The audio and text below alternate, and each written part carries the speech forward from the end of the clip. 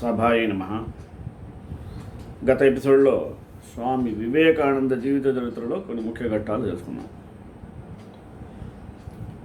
ఈరోజు వివేకానందుని యొక్క వైభవాన్ని తెలుసుకోవాలి. వైభవం అంటే ఏం లేదు, ఆయన జీవితంలో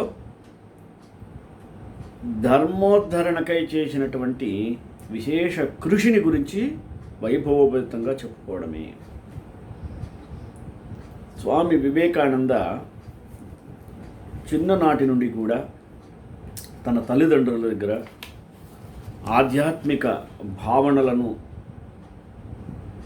పెంపొందించుకొని యుక్త వయసు వచ్చిన తరువాత ఆత్మదర్శనం చేసుకోవడానికై సరైన గురువుని వెతుకుతూ ఆ గురువు రామకృష్ణ పరమహంస అని ఒక నిర్ధారించుకున్న తరువాత ఆయన యొక్క ఆదేశానుసారం మన ప్రాచీనమైనటువంటి సనాతన హిందూ సంస్కృతి గురించి, భారతీయ సంస్కృతి సంప్రదాయాలను గురించి తక్కువ చేసి మాట్లాడేటువంటి విదేశీయుల యొక్క నోరు మూయించగలిగాడు. ఎట్లా మూయించగలిగాడు? వాళ్లను తన దారికి తీసుకువచ్చి తన అభిప్రాయాలు, తన ఆలోచనలు వారి చేత సరైనది అనిపించగలిగాడు. శభాష్ అని అందరూ మెచ్చుకునేటువంటి స్థాయికి వచ్చాడు. మనం ఇతని యొక్క జీవితంలో గొప్పగా చెప్పుకోవాల్సింది ఏంటంటే, చికాగోలో జరిగినటువంటి ప్రపంచ మత మహాసభల గురించి. ఎందుకంటే ప్రపంచంలోంచి ఎన్నో దేశాల వాళ్ళు ఆ సమ్మేళనానికి వచ్చారు, సర్వమత సమ్మేళనం. కానీ అప్పటికి కూడా భారతదేశం మీద అంత సదభిప్రాయం లేదు ఎవరికి. స్వామి వివేకానంద చికాగోలో ప్రసంగించకముందు వరకు మన భారతీయ సంస్కృతి మీద కానీ భారతదేశం మీద కానీ గొప్ప అభిప్రాయం లేకపోవటమే కాకుండా చులకన భావం ఎక్కువగా ఉండేది. అంటే మనందరినీ కూడా అండర్ డాగ్స్లా చూసేవాళ్ళు వాళ్ళు. ఎందుకంటే మన దేశం దారిద్ర్యంతో కొట్టుమిట్టాడుతుండేది. అందుకని అలాంటి ఉద్దేశంతో ఉండేటువంటి భారతీయుల మీద దృష్టిని మరల్చగలిగాడు స్వామి వివేకానంద. ఇప్పుడు ఎదుటివాడిని సామదైన భేద దండోపాయాల్లో సామంతో ఆకట్టుకుంటే చాలా గొప్పగా ఉంటుంది. ఈయన వాళ్ళని తన వైపు తీసుకురావడానికి తాను తన వైపుకు వెళ్ళి వారి వైపుకి వెళ్ళి వారిని తన వైపు తీసుకురాగలిగాడు. అందుకనే ఇప్పటికి కూడా అందరూ చెప్పుకుంటారు, my dear brothers and sisters of America, నా అమెరికా సోదర సోదరీమణులారా అని చెప్పడం ఈరోజు కూడా చర్చనీయాంశమే, ప్రశంసనీయాంశమే. ఏ రకంగా చూసినా ప్రపంచ దేశాన్ని యొక్క దృష్టిని మరల్చగలిగాడు. అసలు ఆ చికాగోలో ఆ సభ జరిగేటప్పుడు స్వామి వివేకానంద పిలిచారు. పిలిచే ముందు ఏదో 1 నిమిషం 2 నిమిషాలు మాట్లాడమన్నారు. వాళ్ళందరూ ఈయన గురించి సాధారణ అనుకోలే, గొప్ప అనుకోలే. సాధారణ ఏదో ఆ బఫూన్ లాగా టర్బన్ గిర్బన్ వేసుకున్నాడు, ఏందో మాట్లాడతాడులే అని 2 నిమిషాలు మూకుబడిగా ఇవ్వాలనే ఉద్దేశంతో ఇచ్చారు. మరి అవకాశం దొరికితే మనడు ఊరుకుంటాడా? చీల్చి చెండాడేశాడు. ఇతర మతంలో ఉండేటువంటి ఛాందసాలి, మతాన్ని కాదు, మతము ప్రతి ఒక్కరికి సమ్మతమే. ఆ మతం ఎప్పుడు కూడా చెడును ప్రబోధించదు. మనమే మతాన్ని అడ్డం పెట్టుకొని చెడును ప్రబోధిస్తూ దాని మతానికి రాస్తూ ఉంటాం. కానీ స్వామి వివేకానంద ఇటువంటి వాటిలో చాలా నిర్దాక్షిణ్యంగా ప్రవర్తిస్తుంటాడు. ఆయన ఏది ఒప్పుకోడు. యథార్థాన్ని మాత్రమే సమాజానికి తెలియజేయాలి, లేకపోతే యువత పెడదారిన పడుతుంది అని భయపడేవాడు. దేశాన్ని మార్చాలంటే యువతే ముఖ్యం, అంటే వయోజనులు కాదు. యువతను కనుక నాకు ఇచ్చినట్లయితే దేశాన్ని మార్చేస్తానన్నాడు స్వామి వివేకానంద. అందుకనే ఆయన ఎవర్ గ్రీన్ యూత్కి ఐకాన్ లాంటి వాడు. అందుకనే ప్రతి ఒక్క యువకుడు కూడా వివేకానందుని యొక్క బోధనలను శ్రద్ధగా విని చదివి దాన్ని ఆచరణలో పెట్టగలిగితే కీర్తి ప్రతిష్టలతో పాటు డబ్బును కూడా పొందుతారు. అటువంటి స్వామి వివేకానంద యొక్క వైభవాన్ని గురించి ఈరోజు మనం ముచ్చటించుకున్నాం. సరేనా? మొదటిగా ప్రార్థన. నమః శ్రీయతిరాజాయ వివేకానంద సూరయే సచ్చిత్సుఖస్వరూపాయ స్వామినే తాపహారిణే. మనం ఎంతకాలం జీవించామనేది ముఖ్యం కాదు, మనం ఎన్ని మంచి పనులు చేశాం, సమాజానికి ఏం చేశాం అని ఆలోచించారు ప్రతి ఒక్కళ్ళు. సమాజం మనకేం చేసింది కదా, సమాజానికి మనం ఏం చేశాం. మన భారతదేశం పుణ్యభూమి, కర్మభూమి మరియు ధర్మభూమి. దేశం ఎంత క్లిష్ట పరిస్థితుల్లో ఉన్నప్పటికీ ఆధ్యాత్మికతను, ఐకమత్యాన్ని చాటి చెప్పడానికి సమయానుకూలంగా ఎందరో ఆధ్యాత్మిక తత్వవేత్తలు ముందుకొచ్చి దేశాన్ని ఇతోధికంగా ఉద్ధరించడం భారతీయ సంస్కృతి సంప్రదాయాల్లో ఒక భాగమై అంతర్లీనంగా ఉంటూ వస్తుంది. భారతీయతను ఒక ఆధ్యాత్మిక శక్తియే నేటికి కాపాడుతూ వస్తుంది. తెలుసా మీకు?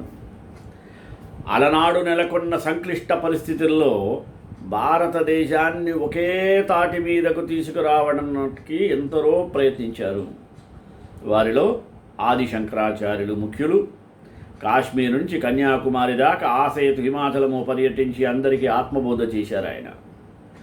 ఆ తర్వాత ఎందరో మహానుభావులు జాతి సముద్రణకు పాటుపడ్డారు. అయితే శంకరాచార్యుల వారి తరువాత అంత ప్రభావితం చేసింది స్వామి వివేకానంద. అంటే చాలామంది మధ్యలో ఉన్నారు, రామానుజాచార్యులు వీళ్ళందరూ ఉన్నారు. కానీ ఆదిశంకరులు స్వామి వివేకానందలో పోలికలు ఉన్నాయి. వీళ్ళందరూ యుక్త వయసులోనే ఆది శంకరాచార్యులు భారతదేశం మొత్తం ఆసేతు హిమాచలం పర్యటించి ఇంట గెలిపించారు. స్వామి వివేకానంద విదేశాలు పర్యటించి భారతీయ సంస్కృతి రచ్చ గెలిపించారు. చూసారా? ఆయన ఇంట గెలిపిస్తే గోవిందా దగ్గర. వీళ్ళిద్దరిలో పోలికలు చాలా వరకు ఒకటిగా ఉంటాయి. అందుకని వీళ్ళిద్దరిని గొప్పగా చెప్పుకోవడానికి కారణం కూడా మిగతా వాళ్ళు చేయలేదని కాదు. భారతీయ ఆధ్యాత్మిక శక్తి ఎంత గొప్పదో ఖండాతనాలకు చెప్పాడు. ప్రపంచ యువతకే ప్రేరణనిచ్చాడు స్వామి వివేకానంద. భారతదేశం అంటే ఏమిటో చెప్పాడు. సమస్త జనావళికి ఆశాదీపంగా నిలిచాడు. ఆధునిక ఆధ్యాత్మికర్తగా మిగిలిపోయాడు. ఈనాడు మన భారతం ఒక స్వతంత్ర దేశంగా ఉంది అంటే దానికి ముఖ్య కారకుడు స్వామి వివేకానందే. ఆయన బోధనలతో ప్రభావితులు అనేకలు దేశం కోసం ప్రాణాలు కూడా అర్పించారు. మన కన్నీరు తొడవడం అటుంచి ఎదుటివారి కన్నీరు తొడవడానికి ఏ దేవుడో దిగి రావాలని మనం అనుకోనక్కర్లేదు. ప్రేమించే విశాల హృదయం అనుకుంటే చాలు. వేదాంత సారాలు మనం అట్టే కూడుకుడు పడవు. అయితే వాటిని సరళంగా అందరికి అర్థమయ్యే రీతిలో చెప్తే తెలుస్తుంది ఏది వేదాంత తత్వాలు. మరి ఈ విషయాలన్నింటినీ ఆచరణలో చేసి చూపించాడు కనుకనే స్వామి వివేకానంద ప్రపంచానికి ఆదర్శప్రాయుడైనాడు. లోకోద్ధరణకు మార్గదర్శి అయ్యాడు, స్ఫూర్తిదాత అయ్యాడు. యువత కోసం ఆయన చెప్పినటువంటి మాటలన్నీ వేదాంత సారాలేనంటే అది అతిశయోక్తి కాదు. సామాన్య జీవికి అతి దగ్గరకు వెళ్ళి మమేకమైన తొలి ఆధ్యాత్మికవేత్తల్లో ఒకరైన స్వామి జీవితం యువతకు మంచి స్ఫూర్తినిస్తుంది. ఆయన బోధనలు ఆచరణీయం. అందువల్లనే ఆ మహానుభావుడి జన్మదినమైన జనవరి 12ను యువజనోత్సవంగా దేశవ్యాప్తంగా జరుపుకుంటుంటారు. కానీ ఆయన జీవితం చూపిన స్ఫూర్తిని నేటి యువత ఎందుకో అందుకోలేకపోతుందనే చెప్పాలి. 1863 జనవరి 12వ తేదీన కలకత్తాలో జన్మించిన నరేంద్రుడు అతి తక్కువ కాలంలో జీవితాన్ని చదివేశాడు. బతికింది కూడా తక్కువ కాలమే కదా. దేశాన్ని ఉద్ధరించడంలో ఎంతో కృషి సలిపాడు. అతని గురువు ఎవరో కాదు, సాక్షాత్ శ్రీ రామకృష్ణ పరమహంసయే. కేవలం గురువుకు తగిన శిష్యునిగా మాత్రమే కాదు సుమి, గురు శిష్యుల సంబంధానికి ప్రతీకగా నిలిచాడు. అంటే ఐకాన్ అంటారు చూడండి ఇంగ్లీష్లో. తన గురువు పేరుతో శ్రీ రామకృష్ణ మఠాన్ని కూడా ఆరంభించింది వివేకానందే. మన భారత జాతికి మహోపకారం చేశాడు. అతని మాటల్లోని అయస్కాంత వశీకరణ శక్తి యావత్ ప్రపంచ ప్రజానీకాన్ని కట్టిపడేసిందంటే గొప్ప కదా. ఆయన దేశభక్తి ఎనలేనిది. భారతదేశం గురించి ఆయన మాట్లాడుతూ భారతదేశం ఎంతో గొప్పదని, కేవలం ఈ దేశంతోనే మానవ హృదయం ఎంతో విశాలమైనదని, అనంత విస్తృతిని పొంది కేవలం మానవజాతికే పరిమితం కాకుండా పశు పక్ష్యాదులతో సహా సమస్త ప్రాణికోటి చేత సకల జగత్తుగా ఉచ్చ నీచాలు లేకుండా తనతోనే ఉన్నట్లుగా భావన చేయగలిగింది అని అన్నారు ఆయన. ఇదొక్కటి చాలు ఆయనకు భారతదేశం మీద ఎంతటి ఉదాత్త భావన ఉండేదో చెప్పడానికి. భారతదేశం పుణ్యభూమి అయినా అనాదిగా ఎంతో నిర్లక్ష్యానికి గురవుతూ వస్తుంది. ఈ మాట అందరూ చెప్పేదే, కానీ వివేకానంద ఎంత వివేకంగా గుర్తించారో చూడండి. బీద ప్రజలను నిర్లక్ష్యానికి దోపిడీకి గురి చేయడం వల్లనే భారతదేశం వెనుకబడి ఉంది నిర్ధారణ అయిపోయింది. కార్టన్ రేట్ స్వామి దగ్గర భారతీయ బీద ప్రజల గురించి జాతీయ స్థాయిలో అవగాహన కల్పించే ప్రయత్నం చేశాడు ఆయన. బీదరికాన్ని రూపుమాపాలని చెబుతూ లక్షల మంది ఆకలితో అలమటిస్తూ నిర్లక్ష్యానికి గురవుతున్నంత కాలము ప్రతి వారిని నేను ద్రోహిగానే పరిగణిస్తాను. వారి వలన చదువుకొని వారినే నిర్లక్ష్యం చేయడం క్షమించరాని నేరం అని ఆయన. ఆ వాక్కులే వందల మంది యువతకు సాంఘిక సేవ చేసే మార్గాన్ని నిర్దేశించింది. Social service.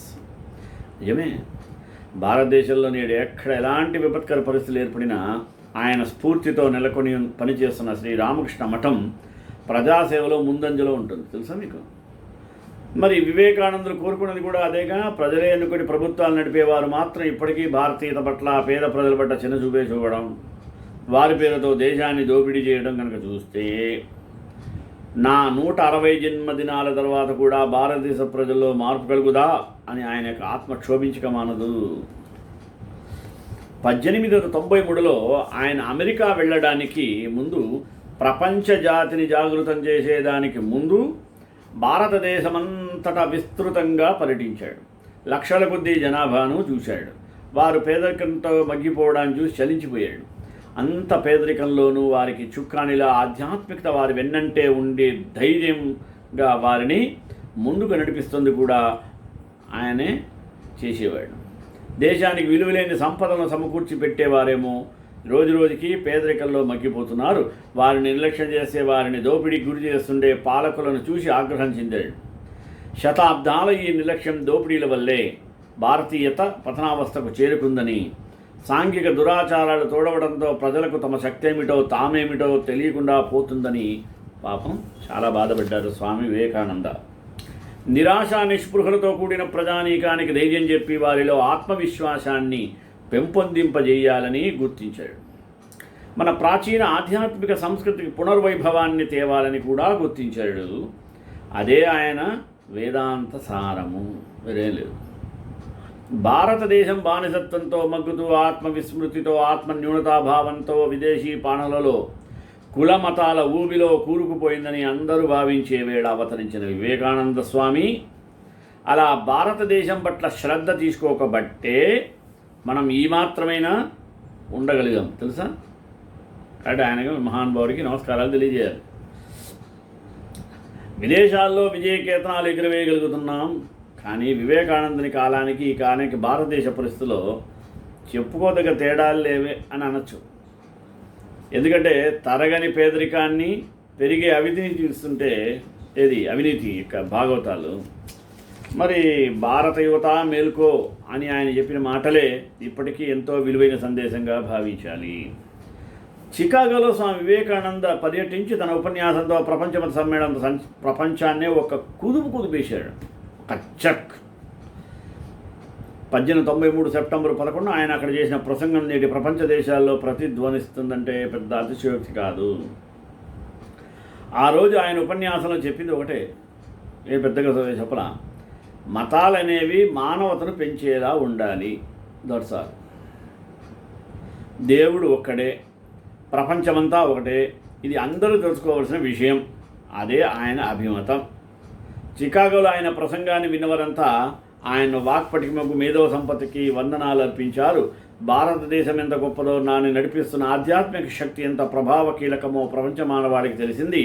చికాగో నగర వీధుల్లో స్వామి చిత్రపటాలు దర్శనమిచ్చాయి. ఈశ్వర ప్రేరితమైన ప్రవక్తగా అక్కడి పత్రికలు ఆయనను పొగిడితే ప్రపంచమత సమ్మేళనం తర్వాత న్యూయార్క్ హెరాల్డ్ పత్రిక అన్న మాటలను ఇక్కడ గుర్తు తెచ్చుకోవాల్సి ఉన్నది. చాలా అవసరం కూడా ఉంది. కారణం చూద్దాం. ఆ సభల తరువాత న్యూయార్క్ హెరాల్డ్ పత్రిక ఇలా పతాక శీర్షిన ప్రకటించింది: ప్రపంచమత సమ్మేళనలో అత్యంత విశిష్టతను ప్రజాదరణను పొందినటువంటి గొప్ప మహనీయుడు స్వామి వివేకానంద అనడంలో ఎలాంటి సంశయము లేదు. అంత గొప్ప మహనీయునికి జన్మనిచ్చినటువంటి ఉన్నత సంస్కృతి కలిగిన భారతదేశానికి మేము మిషనరీని పంపిస్తున్నాము. ఇంతకన్నా తెలుగు పని మరొకటి ఉండదు. అంటే 120 ఏళ్ల నాటి ఆ ప్రశంస ఇప్పటికీ అత్యంత విలువైనదే. ఈ విషయాన్ని అందరూ గుర్తించాలి సుమి. వివేకానందుడు భారతదేశాన్ని పోవడమే కాదు, దేశభక్తి కూడా కాదు. నిజానికి ఆయన అక్కడితో ఆగిపోలేదు. భారతీయుల్లో ఉండే లోపాలను వివరించాడు. మనంతట మనమే పని చేస్తున్నాము కానీ పని చేసే వారిని మాత్రం పని చేయనీయం. మనము చేయం, ఇతరులను చేయనీయం. పైగా వారిని విమర్శించి వారి తప్పులను ఎంచి అవహేళన చేస్తాం కదా. మానవజాతి పతనానికి ముఖ్య లక్షణం ఇదే అన్న ఆయన మాటలెంత నగ్న సత్యాలు చూడండి. ఈ విషయాన్ని ఇప్పటికీ చాలామంది గుర్తించకపోవడం కూడా బాధాకరమైనటువంటి విషయమే. ఆనాడు వివేకానందుడు యువత గురించి అనుకున్న పరిస్థితికి భిన్నంగా ఏమీ లేదు నేటి భారతదేశం, తెలుసా. తన భారతదేశ విస్తృత పర్యటనతో వివేకానందుడు భారతదేశ పరిస్థితిని సమగ్రంగా ఆకళింపు చేసుకున్నాడు. సమాజంలోని లోపాలను పూర్తిగా అర్థం చేసుకున్నాడు. కుల మత వైషమ్యాలు, ఈర్ష్య, అసూయ, ద్వేషాలు, స్వార్థం, సంకుచితత్వం, సోమరితనం, అసమానతలు, వీటిలో భారతీయ సమాజం విడిపోయింది. అప్పటికే పూర్తిగా దేశం అజ్ఞానాంధకారంలోనికి వెళ్ళిపోయిందని గుర్తించాడు పాప ఆయన. అలాంటి సమయంలో దేశ సముద్రణ కేవలం యువత చేతిలోనే ఉందనే సత్యాన్ని గ్రహించిన వివేకానందుడు యువతను మేల్కొమ్మన్నాడు. యువైవ ధర్మశీల స్యాత్ అన్నట్టు యువతలో దైవభక్తి, దేశభక్తి రెండిటితో పాటు మానవ సేవ, మానవత్వం, త్యాగం, స్వాభిమానం, కార్యదీక్ష మొదలైనటువంటి సద్గుణాలను వారిలో పెంపొందింప చెయ్యాలి. నిరంతర కృషిని సాగించాడు. అన్నిటిని మించి వారిలో ఆత్మవిశ్వాసాన్ని ప్రధానంగా పెంపొందించే ప్రయత్నం చేశాడు ఆయన. భారతదేశపు మట్టి నాకు స్వర్గం కన్నా పవిత్రమైనది. నా భాతృదేశ రక్షణ కోసం ఓ భగవంతుడా నా పౌరుషాన్ని ప్రసాదించు. ఓ శక్తి స్వరూపిణి, నా దౌర్భాగ్యాన్ని తొలగించి బలహీనతని నిర్మూలించి నన్ను పురుషుణ్ణి చెయ్యి అన్న ఆయన వాక్కు ఆయన దేశభక్తి ఏ పాడిదో చెప్పకనే చెబుతుంది కదా. వివేకానందుడు పాశ్చాత్య దేశాలు దాదాపు 4 సంవత్సరాల పాటు పర్యటించి అక్కడ అద్భుతమైన ఉపన్యాసాలను ఇచ్చాడు. వేదాంత కేంద్రాలను కూడా నెలకొల్పాడు. ఎందరినో తన శిష్యులుగా స్వీకరించి 1897లో భారతదేశానికి వచ్చాడు. భారత భూమిపై అడుగుపెట్టగానే తన ఒంటికి నేల మీద మట్టి పూసుకొని పోర్లాడాడు. పాశ్చాత్య భూమిపై తన శరీరం అపవిత్రమైందని, తను తిరిగి పవిత్రుని చేయమని కోరాడు భూమాతను. ఇది నిజమైన భారతీయ చర్య అని ఎలుగెత్తి చేశాడు. అందుకే అంటారు జననీ జన్మభూమిశ్చ స్వర్గాదపి గరీయసి అని అందరూ గుర్తించాలి. ఈనాడు ధన వ్యామోహంతో లేక విదేశీ వ్యామోహంతో విదేశాలకు వెళ్ళే యువతకు వివేకానంద సూక్తులు అత్యంత అవశ్యమైనవి. మాతృభూమి భావనా సందేశాన్ని చక్కగా యువతకు అందించాడు ఆయన. బలమే జీవనం, బలహీనతే మరణం. అందుకే యువకులారా, ఆత్మవిశ్వాసాన్ని పెంచుకోండి. మీ కండరాలను శక్తివంతం చేసుకోండి. మీకు కావలసింది ఉక్కు కండరాలు, ఉక్కు నరాలు. మీది వజ్రం కన్నా గట్టిదైన మనస్సు, అదే మీ శక్తి. దీనిని గుర్తించండి. చాలా కాలం పాటు మనం విలపించాం, చాలు, ఇక మనం ఏడవకూడదు. స్వయం శక్తితో మీ కాళ్ళ మీద మీరు నిలబడగలగాలి, పురుష శక్తితో విరాజిల్లాలి అని యువతకు వీరతలకాన్ని దిద్దే మహానుభావుడు స్వామి వివేకానంద. ఉత్తిష్టత జాగ్రత్త ప్రాప్య వరాన్ని బోధత అంటూ, లేవండి, మేల్కోండి, మీ దేశానికి మహత్తర త్యాగం అవసరం, దీనిని యువకులు మీరే చేయండి అని ఉద్బోధించాడు ఆయన. శక్తి, ధైర్య సాహసాలుండే యువకులైన వారు దేశమాత రుణాన్ని తీర్చుకోవలసిన రీతిని గురించి అందరికీ చాటి చెప్పాడు. అమెరికాకు వెళ్ళి ప్రసంగించి వచ్చాక వివేకానంద బోధనలో అత్యంత ప్రభావితులయ్యారు విదేశీయులు. కనుకనే వారికి భారతదేశ ఆధ్యాత్మికత గురించి తెలుసుకోవాలన్న ఆసక్తి పెంచుకున్నారు. వివేకానందుని తరువాత విదేశాలను పర్యటించిన అనేక భారతీయ ఆధ్యాత్మికవేత్తలు సైతం వివేకానంద అడుగుజాడలలోనే తమ ఉపన్యాసాలను కొనసాగించడం గమనార్హం. కుల వివక్షకు గురవుతున్న భారత జనాభాను చూసి దుఃఖించాడు ఆయన. ఎలాగైనా ఈ కులమత మూఢ్యాలను నశింపజేసేలా చూడాలని భావించాడు. అతి పేదవారైనా సరే అందరితో సమానంగా అన్నింటినీ తెలుసుకోవాలి, ఆచరించాలి, అనుభవించాలి. అంటే అందరూ ఒక్కటే, జనమంతా ఒక్కటే, సర్వమత సమానత్వమే విశ్వమతం. ఇది ఆయన భావన. ఆ భావనే ఈ భారత దీన జనావళి సముద్రణకు రూపకల్పన చేసింది. 1897లో విదేశాల నుంచి భారతదేశానికి రాగానే తన గురువుగారైన రామకృష్ణ పరమహంస పేరుతో రామకృష్ణ మఠం, రామకృష్ణ మిషన్లను నెలకొల్పాడు. అంటే ఆ రెండు దేశ విదేశాల్లో నేటికి నిర్మాణాత్మకమైన క్రియాశీలకమైన సేవలను అందిస్తూ ఆధ్యాత్మికతను పెంపొందింపజేస్తున్నాయి. ఈ విషయాన్ని మనం పదే పదే గుర్తుకు తెచ్చుకోవాల్సిన అవసరం ఏమైనా ఉందా? అవసరం కూడా ఉండదు. బర్గర్లు, పార్లర్లు మురిగిపోతున్న నేటి యువత శ్రద్ధ సబురి లేకపోవడమే కాదు, వారి నిరాశ నిస్పృహలకు కూడా కారణభూతులవుతున్నారు. నేటి యువతకే కాదు, సాటి భారతీయులకు అనేక ప్రతి దారికి ఉండాల్సిన అచంచలమైన శ్రద్ధ, పవిత్రమైన భావన జయించాలనే కోరిక లేకపోవడం ఇన్ని అనర్థాలకు కారణమవుతూ ఉంటుంది.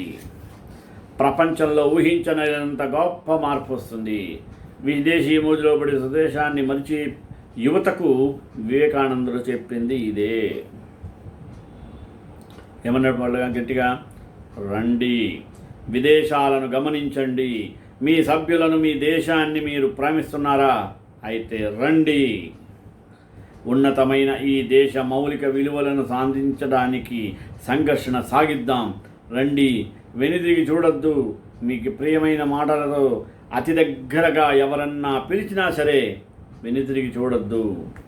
ముందు చూపుతో సాగండి. త్యాగం చేయకపోతే ఎలాంటి గొప్ప తనం మనలో ఉండదు. ఏ పని కూడా మనం సాధించలేము. నవ వికసిత అనాఘ్రాత పుష్పాలను ఆ దైవానికి భక్తితో ఎలాగైతే మనం సమర్పిస్తామో, నవయువకులైన మీరు మీ వయస్సు మీరకముందే దేశ రక్షణకు నడుము కట్టండి, నడుము బిగించండి.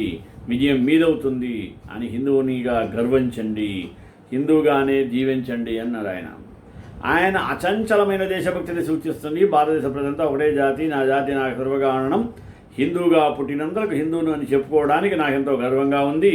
ఎందుకంటే ప్రపంచ మానవాళికి విశ్వ ఆమోద తత్వాన్ని ప్రబోధించిన ధర్మం నాది, సహనశీలతను చాటి చెప్పిన ధర్మము నాది. అది నాకెంతో గర్వకారణం. అనేక తత్వాలను ఓర్పుగా సహించడమే కాసుమి, అన్ని మతాలను సత్యస్వరూపాలుగా భావించి మనం నమ్ముతున్నాం. ఈ భూమండలం మీద మరి తరిమివేతకు, బహిష్కరణకు సరైన పలు మతాలు, పలు జాతుల వారికి ఆశ్రయాన్ని ఇచ్చింది ఈ హిందూ జాతియే అనేదాన్ని మనం మర్చిపోరాదు. అలాంటి హిందూ జాతికి చెందిన వాడిని కావడం నాకెంతో గర్వంగా ఉందని చెప్పుకోమంటాడు. ఎంత గొప్ప భావన కదా. మనమంతా ఇక ఎప్పుడైనా ఆలోచించామా? ఇన్ని పత్రికలు, టీవీ ఛానళ్ళు వచ్చినా వేడి వాడి చర్చలంటి విద్వేషాలను రెచ్చగొట్టడమే తప్ప ఇలాంటి ఆలోచనలు అందరూ చేస్తే మన దేశం ఎంత ఎదుగుతుందో ప్రజలకు చాటి చెప్పగల మాధ్యమాన్ని దుర్వినియోగం చేసుకుంటున్నాం కాదా? రోమన్ భారతీయులు యూదుల బీభత్స కాండవలను తమ దేశం వదిలి ఎందరో పారిపోయి వచ్చి దక్షిణ భారతదేశంలో తలదాచుకుంటే వారికి రక్షణ కల్పించి ఆదరించి కాపాడిన ఘనత మనది. అలాగే పారసీకులు ఇత్యాది అనేక లక్షల మంది ఇతర జాతీయులకి హిందూ దేశం ముక్కలయ్యే పరిస్థితి కలిగితే, హిందూ జాతీయ భావనౌకకు చిల్లు పడితే పరిస్థితి ఏమిటి? ఆ జాతుల నౌకలో ప్రయాణం చేస్తున్న మనం కర్తవ్యాన్ని మరి శపించుకుంటూ పరస్పరం దూషించుకుంటూనే ఉంటుందే ఎలా జరుగుతుంది? అంటే స్వామి ఇన్ని రకాల ప్రశ్నలు వేసుకునేవాడు. నేటి కాల పరిస్థితుల్లో కాదు, కేవలం యువతే కాదు, యావత్ సభ్య సమాజ ప్రపంచమంతా కూడా ఈ దృక్పథంలోనే ఆలోచించాలి. స్వామి వివేకానంద చెప్పింది ఒకటే, అందరూ సంఘటితం కావాలి. ఈ జాతీయ నౌకకు పడిన చిల్లులు మూసేయండి. నౌకను పరిరక్షించుకోవాలి. దానికోసం మనం అందరి రక్తాన్ని ధారపోద్దాం రండి అని ఉద్బోధ చేశారు ఆయన. స్త్రీ జాతి సైతం చదువుకోవాలని, అభివృద్ధి పదంలో పయనించాలని పాపం స్వామి ఆకాంక్షించాడు. అయితే గుడ్డిగా విదేశీ మోజులో పడవద్దని నిర్దేశించాడు ఆయన. హిందూ అనే పదంలో నీ నరాల్లో చైతన్య శక్తి తరంగాలను ముంచెత్తినప్పుడే నీవు అనుకున్నది సాధించగలుగుతావు. భారతదేశం ముందుకు వెళుతుంది. భారతీయ సంస్కృతి విస్తృతమవుతుంది. సాటి మనిషి కష్టాల్లో ఉంటే నీ కుమారుడే కష్టాల్లో ఉన్నట్టు భావించి ఉన్నప్పుడే, ఆదుకున్నప్పుడే నీవు నిజమైన హిందువు అవుతావు అంటూ మహాపురుషుడైన గురు గోవింద్ సింగ్ లాగా హిందువుల కోసం అన్ని రకాల కష్టాలు కూడా పడినప్పుడే, ఆ కష్టాలకు సిద్ధపడినప్పుడే నీవు నిజమైన హిందువు అని హిందూ సమాజ సంఘటన ఆవశ్యకతను ఎలుగెత్తి చాటాడు ఆయన. ఇతరులకు మేలు చేయడమే జీవనం, మేలు చేయకుండా ఉండటమే మరణం. యువజనులు ముందు శక్తివంతం కావాలి, మతం గురించి తర్వాత ఆలోచించవచ్చు. ఇదే యువతకు నేనిచ్చే సలహా అని అన్న వివేకానందుల మాటలు ప్రశస్తములైనవి. స్వామి వివేకానంద రచనలన్నీ చదివాం. వారి ప్రబోధనాలు నన్ను ఎంతో ప్రభావితం చేశాయి. వారి రచన చదివాక నాకు నా దేశం మీద ఉండే భక్తి 1000 రెట్లు పెరిగింది అన్నాడు మహాత్మా గాంధీ. చూడండి, వివేకానందుని సమకాలికులైన రవీంద్రనాథ్ ఠాగూర్ ఒక మాట అన్నాడు. స్వామి వివేకానందను చదవండి, పరిశీలించండి. ఆయనలో ఉన్నది సమస్తము మంచి ఆలోచనలే, చెడు సుమంతైనా కూడా కనిపించదు అన్నాడు ఆయన. ఎవరు? అంతకుముందు మన యొక్క తత్వవేత్త రవీంద్రనాథ్ ఠాగూర్. గొప్పవారంతా తక్కువ కాలం దేహంతో ఈ భూమి మీద కింద వస్తుంటారు. వారు మరణించాకే జీవిత ఆరంభం జరుగుతుంది. ఇది సత్యం. ఆదిశంకరులు, స్వామి వివేకానంద జీవించిన తక్కువ కాలంలే. వివేకానంద అయితే కేవలం 39 సంవత్సరాలు మాత్రమే. అయితే మరి శంకరాచార్య కూడా సుమారు 36 ఏళ్ల వరకు. అయితే మమైవాంశో జీవలోకే జీవభూత సనాతన అని భగవత్ వచనం. అంటే ఏంది? ఈ జీవలోకంలో జీవునిగా ఉండేది ప్రతీది భగవదంశమే. ఏనాటికైనా ఆ అంశం తిరిగి భగవంతుని సన్నిధికి చేరాల్సిందే. అదే అంత గొప్పటి గమ్యం. దానికి కావలసిన సాధన సంపత్తిని అమర్చుకు రావాలి. సర్వమానవ సమానత్వాన్ని గుర్తించి అందరినీ ప్రేమ స్వరూపులుగా చూస్తూ కలిసిమెలిసి జీవించడమే ఆధునిక ఆధ్యాత్మిక మార్గం. పరమపురుషులు, యోగులుండే దేశాన్ని, లోకాన్ని ఉద్ధరించడానికే పునాది అవుతాడు. లుప్తమైపోతున్నటువంటి మన సంస్కృతిని ఉద్ధరిస్తారు, జాతికి నిర్దేశనిస్తారు. స్వామి వివేకానంద 150వ జన్మదిన పురస్కరించుకొని ఈ ఏడాది పొడవునా మన దేశం యావత్తు కూడా ఆయన సంస్కరణ చేసుకోవడం సంకల్పించాం. బాగుంది. కానీ వారిని స్మరించుకోవడంతో సరిపోదు. దేశంలో పెట్టేగిపోతున్న దురాచారాలు, మన ఆర్థిక విశేషాలు, మత విద్వేషాలు, ప్రాంతీయ విద్వేషాలు, అవినీతి, అశ్రద్ధ ఇవన్నీ తిరిగి దేశాన్ని పతనావస్థకు తీసుకెళ్తున్నాయి. ప్రతి భారతీయుడు ఇప్పుడులాగానే నిద్ర మేలుకోవాలి. రాజకీయాలు, విద్యా వ్యవస్థ, దేశ వ్యవస్థ, ప్రక్షాళన వ్యవస్థ, అవినీతి అంతం కావాలి. కులమత విద్వేషాలు పోవాలి. విశ్వమానం మతం ఆవిష్కారం వైపు పయనించాలి. యువత మేలుకో. నీ జాతి నీకు ఎంతో ఇచ్చింది. నీవు జాతి, నీతి, సంస్కృతి, సంప్రదాయాల్లో ఎంతో గొప్పవాడివి. వాటిని కాపాడుకో. అవి చాలా గొప్పవి కూడా. విలువలు నిలుపుకో. ఇదే 150 ఏళ్ల తర్వాత కూడా ఆయన జన్మదిన సందర్భాన వివేకానందులు వారి కోరేది దానికి భారత జాతి యావత్తు కూడా సమర్పించడానికి సిద్ధంగా ఉన్నటువంటిది. వివేకానందునికి ప్రశస్తమైన శిష్యగణం ఉంది. వారిలో ఆలసింగ పెరుమాళ్, స్వామి అభ్యానంద, స్వామి సిస్టర్ నివేదిత, స్వామి సదానంద మొదలైన వాళ్ళు ఉన్నారు. నరేంద్రుడు సన్యాస దీక్ష తీసుకుని వివేకానందగా మారాడు. దాంతో భారతదేశమే అతని నివాసమైంది. భారతీయ ప్రజలంతా తన సోదరీమణుల ప్రజలను గౌరవించారు. దేశమంతటా పర్యటించాడు. పుణ్యక్షేత్రాలు సందర్శించాడు. సాధువుల సాంగత్యంలో ఉంటూ ఆధ్యాత్మిక చర్చలతో, పవిత్ర కార్యాల గురించి చర్చలతో సమయాన్ని గడిపేవారు ఇక మహిళా సాధికారత గురించి ఆయన చెప్పారు చూసారా, చూద్దాం. తన భారతదేశ పర్యటనలో స్వామి వివేకానంద భారతదేశ పరిస్థితులను నిశితంగా పరిశీలించి ముఖ్యంగా భారతీయ మహిళలు పీడితులై ఉన్నారని గమనించాడు. దానికి ముఖ్య కారణం వారిని వెంటాడుతున్న నిరక్షరాస్యత అని గుర్తించాడు. మహిళలన్నిటికీ కర్మ అనేది ఒక సిద్ధాంతం పెట్టి వదిలేస్తున్నారు. అవి చాలా బాధిస్తుంది. ఎప్పటికైనా భారతీయ మహిళలకు ఎదురవుతూ ఉంటుంది. ఈ దుస్థితిని పోగొట్టాలంటే మనలో మార్పు రావాలి అని ఆయన కలగండాడు. ఒకసారి చికాగోలో తన ప్రసంగంలో ఏమన్నాడు తెలుసు కదా అందరికీ. ప్రియమైన అమెరికన్ సోదర సోదరీమణులారా అని ఆరంభించాడు. అందరినీ మంత్రముగ్ధులను చేశాడు. అక్కడ మహిళలకు సరైన స్థానాన్ని ఇవ్వడం వలన మహిళ గౌరవింపబడిందని గుర్తించాడు. భారతీయ మహిళ కూడా విద్యాభ్యాసాలు చేయాలని సూచించాడు. గుడ్డిగా విదేశీ భక్తులను మాత్రమే మనం నమ్ముతాము. వాళ్ళలో ఉండేటువంటి నిజాయితీని కూడా పెంపొందింపజేస్తూ వాళ్ళని దారికి తెచ్చుకోవాలి. గుడ్డి నమ్మకాలకు బానిసలు కాకండి. అమెరికాలో ఎన్నో చోట్ల ఆయన ప్రసంగించాడు. వాటిల్లో ఆయన కేవలం భారతదేశ గొప్పతనం గురించి మాత్రమే కాదు, ఇంకా భారతీయ సమాజం యొక్క గొప్పతనాన్ని కూడా చెప్పాడు. వెనుక భాగ్య సామ్యోదయం గురించి కూడా బాగా ప్రశంసించాడు. ఆయనకెందరో దేశ విదేశీ మహిళలు శిష్యులుగా మారిపోయారు. శిష్ట నివేదిక గురించి అందరికీ తెలిసిందే. మహిళలు విద్యావంతులు అవ్వడానికి అందరూ తోడ్పడండి, వారికి స్వేచ్ఛనివ్వండి, అప్పుడు వారికి ఏం కావాలో వారే చెబుతుంటారని వివేకానంద ఇచ్చిన సమాధానాలు చాలా ఆశ్చర్యంగా ఉంటాయి. దీన్ని బట్టి భారతీయ మహిళల పట్ల ఆయన అభిప్రాయం చాలా ప్రత్యేకతను సంతరించుకున్నది. వివేకానందకి ఇష్టమైన విషయాలు మనందరూ తెలియవు, కొన్ని చెప్తాను వినండి. బలవంతులై ఉండండి, బలహీనతే పాపం మరియు మరణము కూడా. 2, మీరు పవిత్రులుగా ఉంటే లోకమంతా పవిత్రంగానే కనిపిస్తుంది.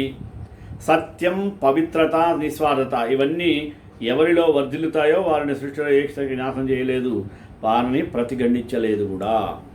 తర్వాత, మొత్తం బాధ్యతను మీ భుజాలపైన వేసుకోకండి, మీ భవిష్యత్తుకు మీరే సృష్టికర్తలని తెలుసుకోండి. ఈ విధంగా 1902 జూలై 4వ తేదీన బ్రిటిష్ పరిపాలనలోని బెంగాల్ ప్రెసిడెన్సీలో బేలూరులోని రామకృష్ణ మఠంలో వివేకానందుడు పరమపదించారు.